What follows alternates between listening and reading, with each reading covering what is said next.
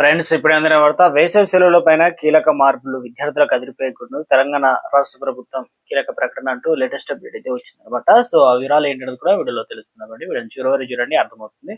మొదటిసారిగా ఛానల్ వస్తే తప్పకుండా సబ్స్క్రైబ్ చేసుకోండి. చూస్తున్నారు కానీ లైక్ చేయడం మర్చిపోతున్నారు అనమాట. వెంటనే లైక్ చేయండి. వివరాలకైతే వెళ్ళిపోదాం. తెలంగాణ రాష్ట్రంలో ఇక ఎండాకాలం వచ్చిందనగానే ఒంటిపూట బళ్ళు స్టార్ట్ అయితే తర్వాత వచ్చేసి హాలిడేస్ పైన ఎక్కువగా మనం దృష్టి పెడతాం కాబట్టి ఇక ముఖ్యంగా తెలంగాణలోను ఏపీలోను పాఠశాల విద్యార్థులకు సెలవులు ఎప్పుడు వస్తాయని చెప్పి చాలా మంది అయితే వెయిట్ చేశారు. కాబట్టి ఎట్టకేలకు 2026 విద్యా సంవత్సరానికి సంబంధించి ప్రభుత్వం ప్రకటించిన క్యాలెండర్ ప్రకారం సో రేపటి నుండి మనకు ఎండాకాలం సెలవులు అనేది మొదలైతాయి అన్నమాట.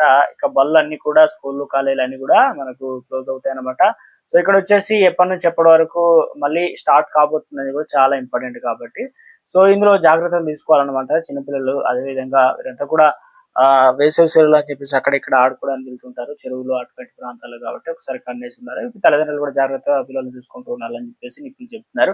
అయితే ఏప్రిల్ 24 నుండి ప్రారంభం కానున్నాయి కాబట్టి ఈ సెలవులు అనేది మనకు ముఖ్యంగా జూన్ 11 వరకు అయితే ఉంటాయి. దాదాపు ఎన్ని రోజులు అవుతుంది అనమాట, 28 రోజులు, 2 రోజులు తక్కువ మొత్తం 50 రోజుల పాటు సెలవులు అనేది వస్తున్నాయి అనమాట. నేడు పాఠశాలకు చివరి పని దినం కావడంతో విద్యార్థులు ఇక ముఖ్యంగా ఈ విద్యా సంవత్సరానికి సంబంధించి ప్రోగ్రెసివ్ రిపోర్ట్ కావచ్చు, ఇవన్నీ కూడా ఉన్నాయన్నమాట. నిన్న కొన్ని జిల్లాల్లో, కొన్ని రాష్ట్రాల్లో, గ్రామాల వరకు కూడా సో ఎంతమంది ఏంటన్నది కూడా బడిబాట కార్యక్రమం అయితే నిర్వహించే ప్రయత్నం చేశారు. మొత్తానికి ఇక వేసవి సెలవుల్లోనే అంటే ఇప్పుడు గవర్నమెంట్ ఏదైతే ప్రభుత్వ స్కూళ్ళల్లో వచ్చేసి ఉదయం అల్పాహారం, టిఫిన్, అదేవిధంగా మధ్యాహ్నం భోజనం ఇలాంటి పథకాలు కూడా అమలు చేయబోతున్నారు అనమాట త్వరలో.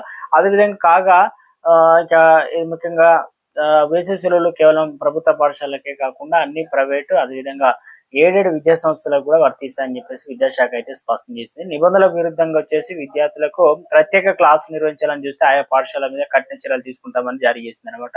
సో ఎందుకంటే హాలిడేస్ తప్పనిసరి ఇవ్వాలి కాబట్టి ఇక ఎండలు విపరీతంగా ఉన్న కారణంగా పిల్లలు మధ్యాహ్నం పూట బయటికి వెళ్లకుండా, అలాగే ఈత బావుల కోసం అదేవిధంగా ఈ చెరువుల వద్దకు వెళ్లకుండా జాగ్రత్తలు తీసుకోవాలని తల్లిదండ్రులకు సూచిస్తున్నారు అనమాట.